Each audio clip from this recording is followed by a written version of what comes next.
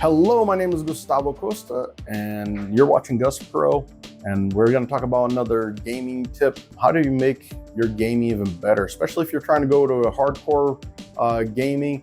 If you want to go to a pro level, a lot of pros use this. I've worked with pro level people that get paid to play games, and these guys have similar tips that they'll offer, and I would like to share one of them with you today. All right, so best tip for you to start off getting more aggressive, more professional is your game settings. Make sure you have game settings, especially if you play multiple computers. They're similar, they have the same information, and also play around with the settings.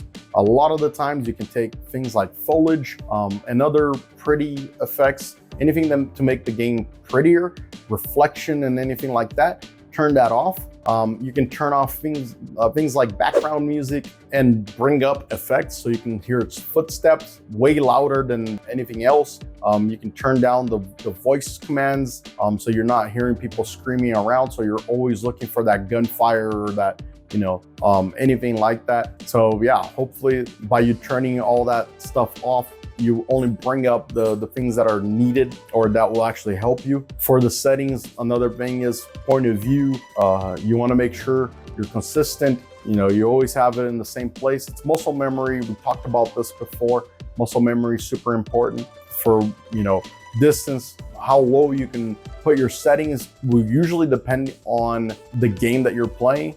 Some games will even give you superpowers. I've seen games that disable grass and foliage completely once you turn them down. In a scenario that somebody's trying to be sneaky and hide inside a giant bush, you'll see them right through. Another place that you should definitely check out, even if you don't have any disabilities, is the accessibility area, because a lot of these accessibility areas will actually convert colors for you, making enemies pop. Some of them will actually outline any moving objects with a bright red, or something like that. Sometimes they'll even add audio, text to audio.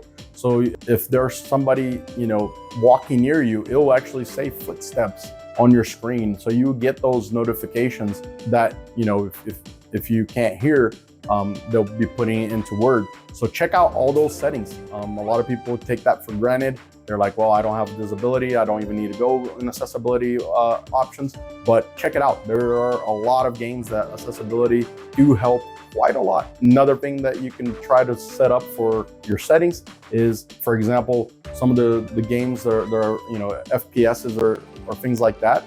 You might learn that, if you have the trigger to your left hand, on a space bar or something like that, and only controlling the camera, only controlling the aim on the right one, you notice that by you not clicking, it won't, remove the centering of where you're aiming.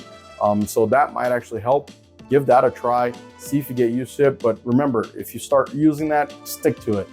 Make sure you're building up that muscle memory before you make any decisions to change it again, or if you don't like it. It's going to take some getting used to, especially if the game becomes ugly and you like seeing pretty games. Developers put a lot of time into making the games pretty, but if you're playing a competitive level and a hardcore level, you might want to turn those down. Make sure you're getting the best, even for your performance. Bring it up to 165, refresh rate. Anything over 140 should be good. But every little bit will count. Once you get used to that, you will notice that you won't be able to go back to 60 hertz or anything like that. It's very difficult once you get used to over 140 to go down. But yeah, hopefully that helps. Let me know if any of these tips you used and it worked for you. Leave it in the comments. Don't forget to follow and set up that bell icon. We'll see you on the next one.